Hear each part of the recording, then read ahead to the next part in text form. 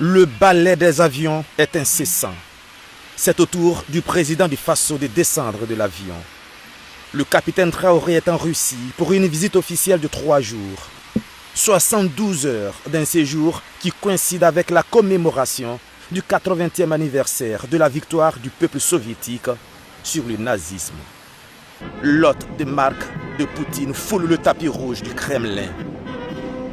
Puis, poignée de main chaleureuse entre les deux hommes. Le lendemain, sur la place rouge,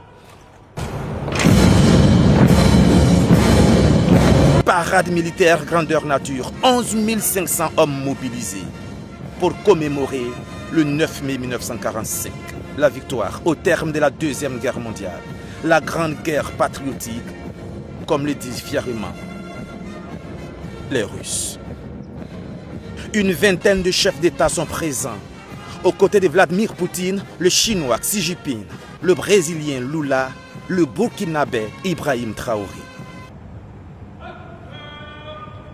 Moment fort de la cérémonie, le dépôt de gerbes de fleurs sur la tombe du soldat inconnu, en mémoire des 8,5 millions de militaires russes tués entre 1939 et 1945, le plus lourd tribut de la Seconde Guerre mondiale. Les instants sont solennels.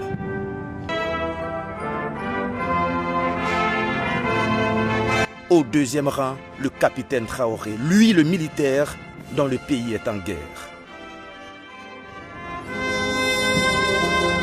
Le salut est instinctif.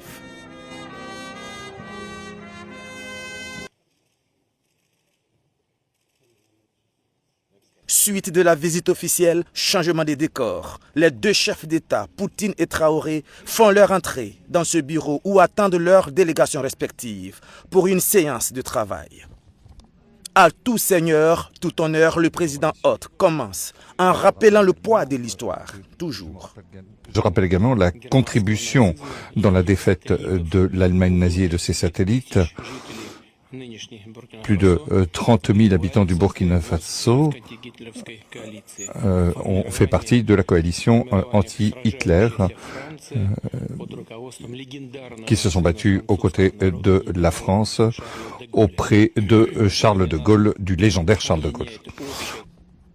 Le message derrière est subliminal et le présent s'invite. Ce qui nous unit, c'est la lutte contre l'extrémisme et le terrorisme. Il s'agit de restaurer l'ordre constitutionnel face à des groupes radicaux dans certaines régions du Burkina Faso. Le président du Faso fait lui aussi un clin d'œil à l'histoire de la guerre.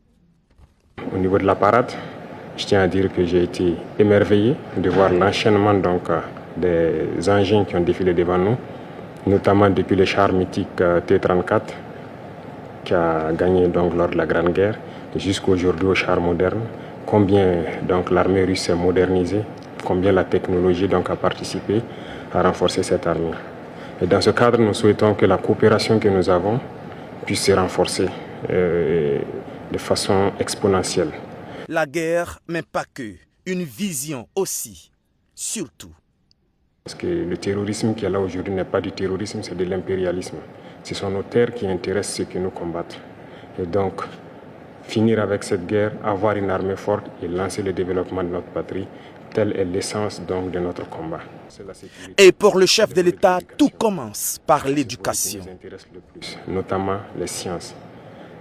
Il faut que la Russie puisse nous aider à former notre jeunesse, notamment dans le domaine des sciences, pour que nous puissions développer chez nous la machinerie, en gros.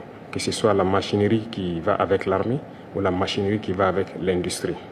Parce que c'est à ce seul prix que nous pourrons nous développer au sein de l'Afrique. Pas question d'étendre la main, juste un transfert de compétences pour un développement concret et réel.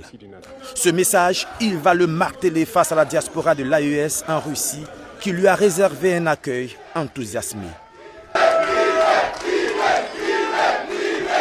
Quitter cet état de théoricien et de créer quelque chose de palpable qui puisse être utile à la société. Durant ces séjours, le chef de l'État a multiplié les réunions. Rencontres avec les ministres de la Défense de l'AES, audience avec le président vénézuélien Nicolás Maduro et plusieurs autres activités, il a regagné Ouagadougou en début de matinée de ce dimanche 10 mai.